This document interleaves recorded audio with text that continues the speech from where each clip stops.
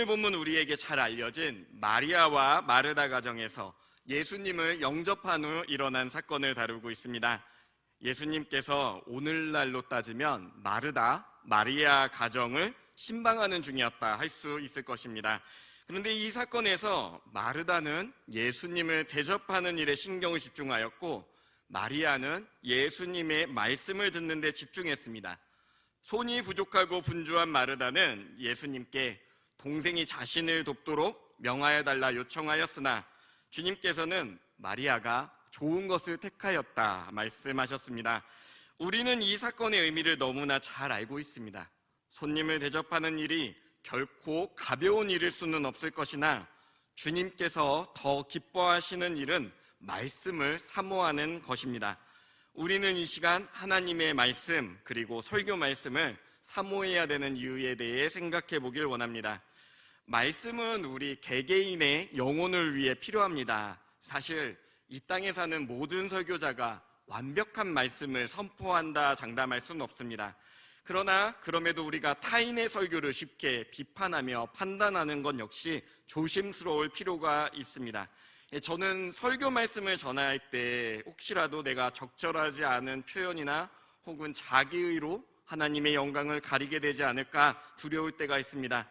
수많은 사람들이 하나님께 설교자로 부름을 받았지만 그 말씀을 증거하는 방식은 모두 다 다릅니다. 체험적인 신앙을 강조할 수도 있고 교리적인 부분을 강조할 수도 있습니다.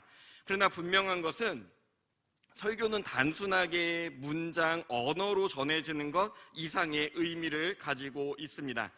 제가 준비된 말씀이 어떤 분께는 주님께서 직접 준비하여 주신 은혜로운 말씀일 수도 있지만, 또 어떤 분께는 굉장히 지루하고 건조하고 뻔한 이야기일 수 있습니다. 심지어 어떤 분께는 제가 하는 이런 고백들 가운데 불편한 표현이 나타나 더욱더 좀 꺼리껴지는 그런 설교가 될 수도 있습니다. 그 사실을 알기에 저는 매번 더 성숙한 설교자가 될 수 있도록 하나님께 은혜를 간구합니다. 그럼에도 주님께서 교회에게 예배로서 설교를 허락하신 이유는 우리가 그 말씀을 나눔으로 서로 돕고 격려하며 성장하길 원하시기 때문입니다. 그리고 설교자들은 그런 섬김을 위해 부름을 받았습니다. 그러나 오늘날 사회, 문화, 그리고 현대인들 설교를 굉장히 싫어하죠. 심지어 어떤 말을 듣기 싫을 때 제일 많이 쓰는 관용 표현 뭔지 아십니까? 나에게 설교하지 마 라고 합니다. 대중들이 얼마나 설교에 부정적인 이미지를 갖고 있는지 잘 보여주는 부분일 것입니다. 적지 않은 사람들이 설교 말씀을 듣는 것이 시대에 뒤떨어진 소통 방법이다라고 말하기도 합니다. 그들은 설교가 너무 권위적이고 일방적이며 심지어 시간을 굉장히 허비한다 말합니다. 특별히 오늘날 자극적인 즐거움 속에서 쌍방의 소통, 빠른 변화에 있는 이런 멀티미디어 문화, 그리고 포스트 모던을 사는 이들에게 이 설교 시간 얼마나 지루하고 짜증나게 생각을 하겠습니까? 그리고 설교가 지루하고 힘들다라고 말하는 게 사실 오늘날만의 이야기는 아닙니다. 그 19세기 영국의 소설가 중에 앤서니 트롤로프라는 작가가 있는데요. 이 사람이 자신의 그 문학 작품에서 설교를 이렇게 표현했어요. 설교는 설교하는 성직자 외 나머지 청중들을 침묵하게 하고 그들을 고통받게 하는 힘이 있다. 그러니까 19세기, 지금부터 200년 전에도 사람들이 그렇게 생각을 했는데 오늘날은 오죽하겠습니까? 그럼에도 사랑하는 성도 여러분, 우리는 설교 말씀을 사모해야 함을 기억하시길 소망합니다. 우리가 교회로 모여 함께하며 직면하는 모든 문제들, 마음을 합하여 하나 될 수 있는 가장 건강한 방법은 설교 말씀 속에서 주님의 뜻을 찾는 것이기 때문입니다. 교회는 선포되는 말씀에 따라서 건강이 크게 좌우되는 공동체입니다. 예수님께서 마귀의 유혹을 겪으실 때 신명기 말씀을 인용하시지 않았습니까? 마태복음 4장 4절이 그 장면을 다루고 있는데요. 함께 합독하기 원합니다. 마태복음 4장 4절입니다. 예수께서 대답하여 이르시되 기록되었으되 사람이 떡으로만 살 것이 아니요 하나님의 입으로부터 나오는 모든 말씀으로 살 것이라 하였느니라 하시니. 아멘. 사람이 떡으로만 사는 것이 아니오 하나님의 입에서 나오는 모든 말씀으로 산다는 것은요, 각 개인만의 이야기가 아니라 바로 우리 교회에도 해당되는 말씀입니다. 교회는 하나님의 말씀으로 살고 성장하며 성숙해지지만 말씀이 없어진다면 시들어지고 심지어 흩어지기까지 하는 공동체가 교회입니다. 교회는 오직 하나님의 말씀으로 부흥함을 기억하시길 소망합니다. 영국의 위대한 설교가 마틴 로이드 존스 목사님은요, 이런 말씀을 하셨어요. 교회 생활이 타락하고 문란한 시대의 기간은 항상 설교도 쇠퇴한 시기였다. 이것이 역사가 교회에게 주는 교훈입니다. 하나님의 말씀 없이 즐거움과 대중성으로 교회에 들어오는 사람들이 많아지면요, 그것은 깊이 없는 성장입니다. 교회의 성장으로 보였지만 실제로는 그로 말미암아 오히려 교회가 혼란스러워지는 경우도 많은데, 바로 교회가 주님의 제자로 바로 서지 못했기 때문입니다. 우리나라에서도 이런 적이 있었습니다. 한때 한국교회가 수적으로는 큰 부흥을 경험했지만 그들을 온전한 제자로 세우는 것은 조금 다른 문제였습니다. 오히려 일부 대형교회 목회자들이 자신을 우상화하거나 기득권 잘못된 관념에 갇혀서 교회가 세상에 지탄을 받는 지경에 이른 적도 있었습니다. 근데 이런 상식적이지 않은 가오들을 교회를 지키는 것이라며 편들기만 하다가 오히려 교회가 사회 인식을 따르지 못하는 것이 아니냐, 사회가 교회를 염려한다, 이런 말이 나올 때도 있었죠. 많은 영성가들이 이 부분에 대해서 이렇게 얘기합니다. 기독교인들의 삶의 수준은 곧 선포되는 말씀의 수준이다. 말씀의 수준이 낮아지면 성도들의 삶의 수준은 낮아지고, 말씀의 깊이가 풍성해지면 주님의 몸된 교회도 이 사회를 이끌어가는 그런 거룩한 공동체로 선다, 이렇게 이야기를 합니다. 성경 말씀은 성경 본문 안에 숨어있는 이 하나님의 뜻을 우리 교회에 적용하는 시간입니다. 이를 위해서 우리는 성경 본문에 대한 확신을 가져야 하죠. 특별히 성경 말씀, 이 성경 말씀이 하나님으로부터 영감을 받은 말씀이라는 사실을 기억해야 합니다. 성경에 대한 확신이 없을 때 어떻게 우리가 하나님의 말씀을 선포할 수 있겠습니까? 설교를 하는 사람, 듣는 사람, 이것이 분명하게 하나님의 말씀이라는 확신이 있어야 하지 않겠습니까? 무한하신 하나님께서 우리 유한하고 작은 인간을 이해시키기 위해서 우리에게 당신을 보여주셨습니다. 이것을 신학적인 용어로 계시라고 합니다. 그러니까 하나님께서 은혜로 말미암아 내 뜻이, 너희를 향한 내 뜻이 무엇인지를 밝히 보여주겠다, 이것이 계시인 것입니다. 그런데 이 계시가 없다면 우리는 아마도 그리스도인이 될 수 없겠죠. 특별히 우리가 바울이 선교를 지낼 때 이제 아덴이라는 지역을 지난 걸 알 것입니다. 그런데 거기에 여러 수많은 제단들이 있었어요. 여러 신전이 있는데 그 신전 중 하나에 알지 못하는 신에게라는 이름이 새겨진 것을 보았습니다. 아덴 사람들이 이런 질문을 할 수밖에 없었던 이유는 분명하죠. 그들은 그때까지 하나님이 베풀어 주신 계시를 몰랐던 것입니다. 그럼에도 영적인 갈급함이 있었기 때문에 그들은 알지 못하는 신, 혹시라도 내가 놓친 그 신에게도 복을 빕니다 라는 고백을 했던 것입니다. 만약 하나님께서 우리에게 계시를 주지 않으셨다면 우리도 아덴 사람들과 같이 알지 못하는 신을 갈망하며 살았을 것입니다. 그러나 우리는 하나님께서 우주 질서를 창조하시고 그리스도 예수를 보내주신 걸 알 수 있습니다. 그 계시가 어디서 말미암습니까? 바로 성경으로 말미암습니다. 하나님께서 자신을 알리지 않으셨다면 우리는 하나님께 대해서 아무것도 알지 못했을 것이나 성경 말씀, 곧 하나님의 계시를 통해 하나님의 뜻을 알 수 있게 됐음을 믿으시길 소망합니다. 자, 그렇다면 여기서 하나님의 영감이라 말할 때 이 영감, 이게 도대체 무슨 말일까요? 좀 쉽게 푼다면요, 하나님께서 당신을 드러내는 이 과정에서 선택하시는 이 과정, 내가 어떻게 내 뜻을 너희에게 보여주는지 그 과정을 너희에게 알려주겠다, 이게 바로 영감입니다. 특별히 하나님께서는 성경을 보시면 알겠지만 늘 말씀을 통해 역사하십니다. 자, 우리도 사실 마찬가지죠. 우리도 언어를 통해 이제 소통하지 않습니까?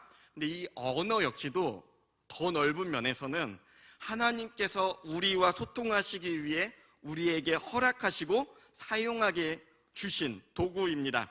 우리가 바로 옆에 있는 사람도 정황에 따라서 아마 이 사람은 이런 마음일 것이다 짐작은 하지만 정확하게 그 마음을 알 수 있습니까? 지금 저 역시도 성도님들께서 지금 어떤 마음으로 어떤 생각을 하시는지 알 수 없습니다. 우리가 정말 진실한 마음으로 의사소통을 하지 않으면 서로 알 수 없는 것이 사람의 마음이지 않습니까? 사람들끼리도 그럴지언데 하나님께서 말씀하지 않으시면 우리가 하나님의 마음을 어떻게 알 수 있겠습니까? 하나님께서는 이를 위해서 우리에게 언어를 선물하시고 특별히 성경 말씀을 통해 하나님 당신이 우리를 얼마나 사랑하시는지, 어떤 마음으로 우리를 바라보시는지 그분의 인격과 성품에 대해 깨닫게 하셨습니다. 물론 성경이 하나님의 계시라해서 저자가 하나님의 말씀을 받아쓰기처럼 이렇게 쓴 것은 아닙니다. 하나님이 당신을 나타내실 때 이 저자들을 마치 글 쓰는 기계처럼 내 뜻을 받아 적어라 이렇게 하지는 않습니다. 하나님께서는 당신이 택한 그 백성, 그 자녀의 인격, 개성, 그들의 문화를 억누르며 내 뜻을 압도적으로 적어라 이렇게 말씀하지 않습니다.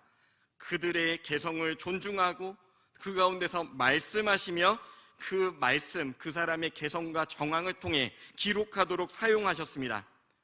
그럼에도 불구하고 하나님은 그들의 기록이 동시에 하나님의 말씀이 되고 하나님의 말씀인 동시에 그들의 언어가 되는, 또 오늘 우리의 언어가 되는 방식으로 우리에게 계시하셨습니다.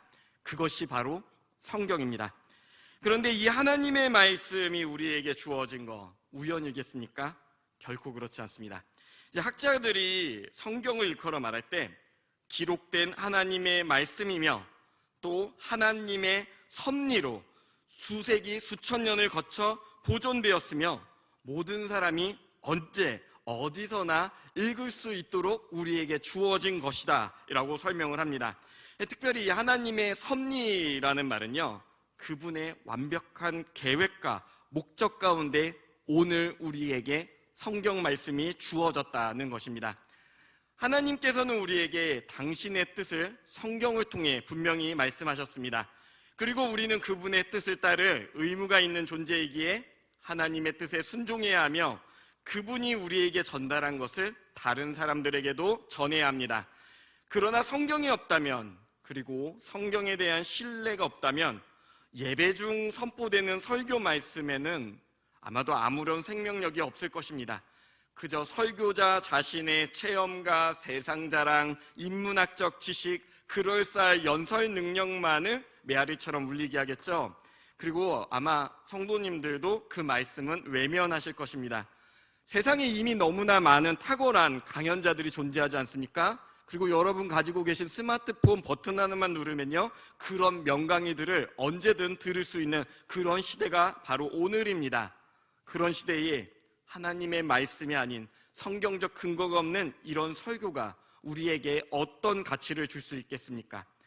그러나 때로는 이 성경 말씀 중에서, 여러분, 이 성경 말씀 중에서도 완전히 풀어지지 않은 본문, 이제 좀 어려운 말로 하면 좀 닫힌 본문이 있다는 사실을 기억하시길 소망합니다. 이 성경 안에 부분적으로 우리가 완전히 이해할 수 없는 본문이 있다는 사실, 제가 이렇게 말씀하시면 고개를 갸웃하시는 분들도 계실지 모릅니다. 그리고 사실은 이단들이 우리를 속이는 방법이 이 부분이죠. 분명히 성경의 핵심 메시지는 우리에게 열려 있습니다. 종교개혁자들이 얘기했죠. 그리스도 안에서 오직 은혜로, 오직 믿음을 통해 구원을 얻는 복음이라 이렇게 고백을 했습니다. 이러한 구원의 원리, 이런 구원의 약속은 우리에게 아주 온전하게 분명하게 열려 있습니다. 그러나 그런 이들도 성경의 모든 내용이 모두 정확하게 명확하게 열렸다고 고백하진 않습니다. 자, 베드로후서 3장 15절에서 16절 말씀 함께 합독하시겠습니다.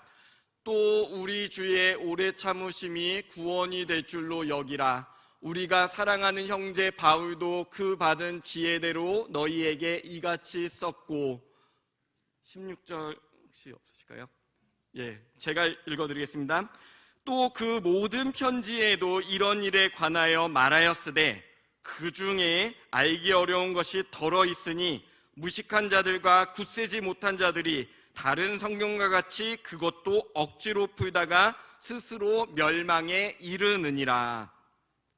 당시 사도 베드로가 사도 바울의 편지, 그러니까 바울 서신 중에 이해하기 어려운 부분이 있다 이렇게 얘기를 합니다. 근데 이들은 때때로 같은 시간에 같은 공간에서 함께 신앙을 나누고 그리스도의 복음을 전하던 그런 이들이었습니다.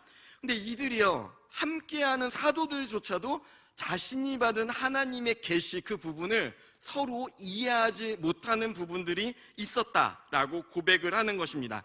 당시에 같은 시대를 공유한 이들도 하나님의 말씀에 대해서 이해하지 못하고 서로 오해하는 부분이 있을지언데 하물며 오늘을 사는 우리는 어떠하겠습니까? 성경 말씀 안에는 우리가 이해하기 어려운 부분이 있음을 기억하시길 바랍니다.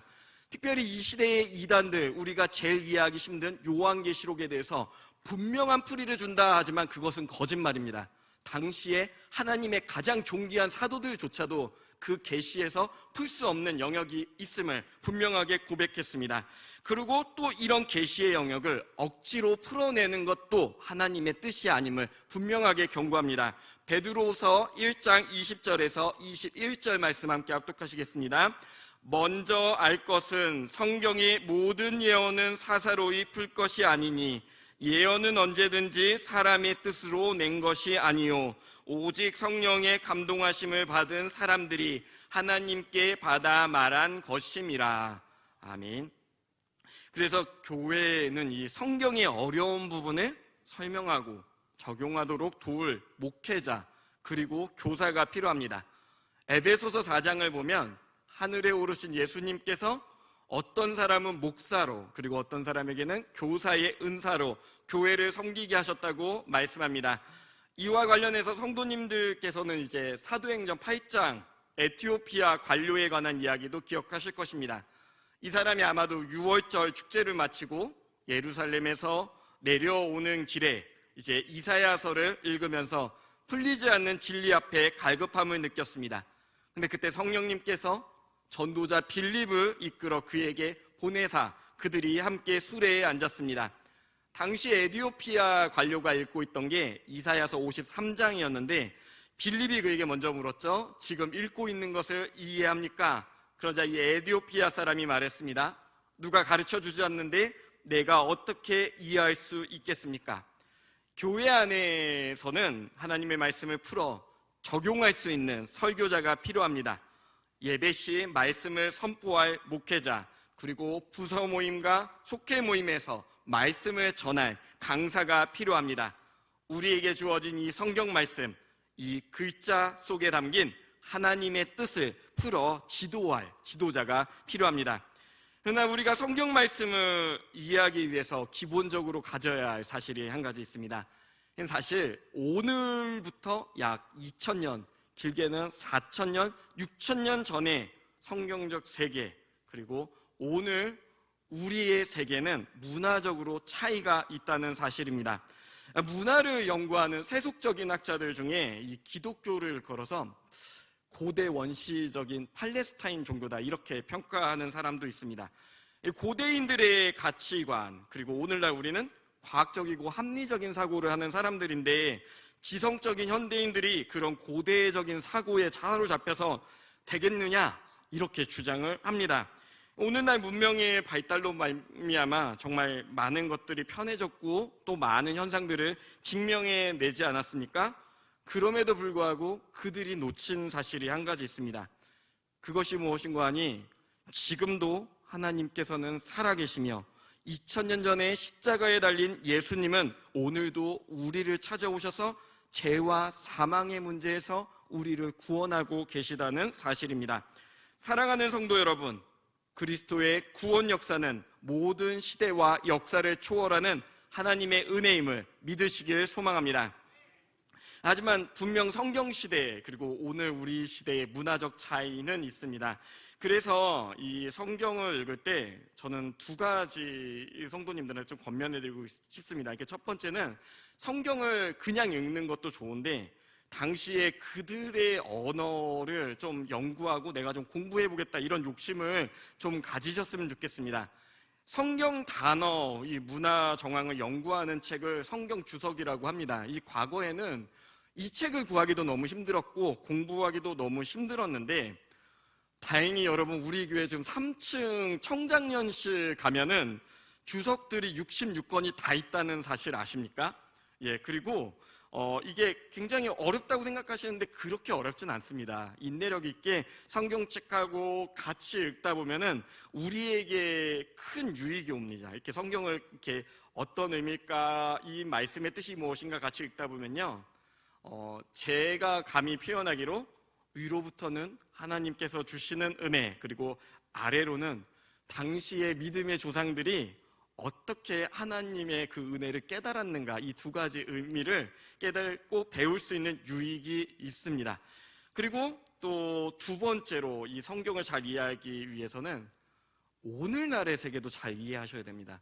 어떤 분들은 나는 성경을 읽기 때문에 오늘 문화, 신문, 뉴스 다 끊었어 이렇게 말씀하시는 분도 있는데요, 여러분이 전도자가 되기 위해서는 이 성경의 말씀을 오늘 우리 사람들이 이해할 수 있는 관심사를 공유하며 나눌 수 있는 그런 노력이 필요합니다.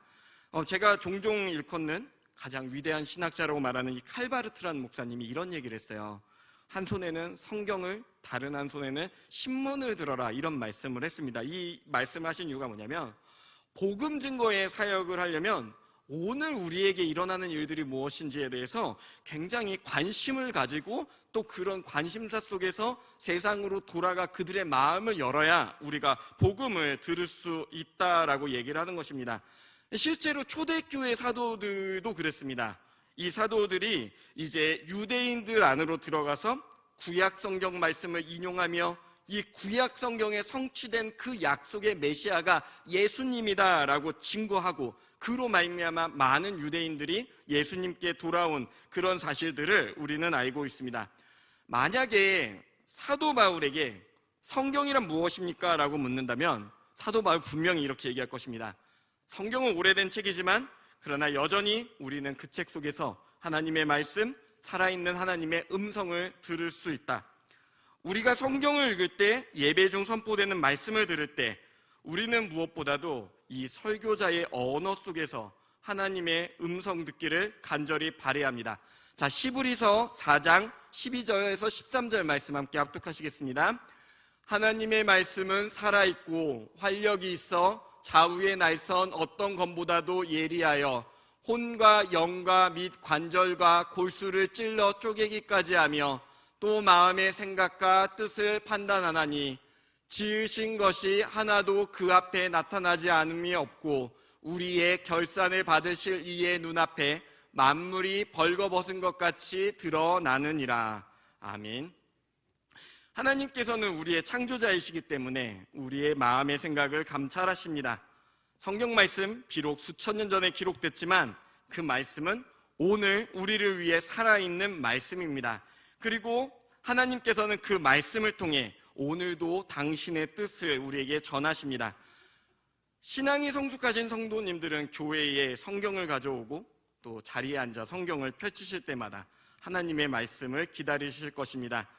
저도 설교자지만 설교 전에 이제 하나님께 겸비한 마음으로 기도하는 한 가지 사항이 있습니다. 꼭 빼먹지 않는 기도는 이거예요. 부족한 저의 모습은 가려주시고 오직 하나님의 뜻이 교회 공동체 안에 적용되는 시간이 되게 하여 주옵소서. 그리고 또 설교가 끝나면 또 한 번 기도를 합니다. 하나님께서 우리 성도님들께 말씀하시길, 성령님이 우리 각 성도님들을 움직이시고 또 성도님들의 삶에서 세미하고 고요한 주님의 음성이 함께하기를 기도합니다. 설교를 듣는 입장에서 가장 중요한 거 무엇이겠습니까? 하나님의 음성을 들었고 또 그 말씀에 순종하는 것 아니겠습니까? 야고보서를 보면 계속 행위에 대해 강조하는 것 같이 보입니다. 그러나 이 행위의 본질은요, 무엇을 지킴으로 구원을 받는다는 게 아니라 하나님의 말씀을 듣고 깨달은 자는 그거에 대해 순종해야 된다는 말씀입니다. 어떤 사람들은요, 성경 말씀에 순종하는 것만으로는 이 시대의 성숙한 시민이 될 수 없다, 이렇게 말을 하기도 합니다. 성경은 고대인들의 언어고 너무 과거의 생각이기 때문에 그것만 따라가지고는 성숙한 시민이 되지 못한다라고 말을 하는데요. 그러나 실제로 우리가 하나님의 말씀에 순종하며 산다면 세상은 결코 우리에게 그런 말을 할 수 없을 것입니다. 하나님께서 당신의 영광스러움에 대해 말씀하실 때 우리는 당연히 그분 앞에 겸손하게 되지 않겠습니까? 성경 말씀이 우리에게 죄에 대해 말씀하신다면, 그리고 우리가 그 뜻에 순종한다면 회개와 자백을 통해서 죄를 멀리하는 삶을 살 것입니다. 말씀이 우리 죄를 위해 죽으시고 그것을 증명하기 위해 다시 살아나신 예수 그리스도를 전한다면 우리는 그 믿음의 반응으로 그 구세주를 더욱 사랑하고 복음을 전하는 데 최선을 다할 것입니다.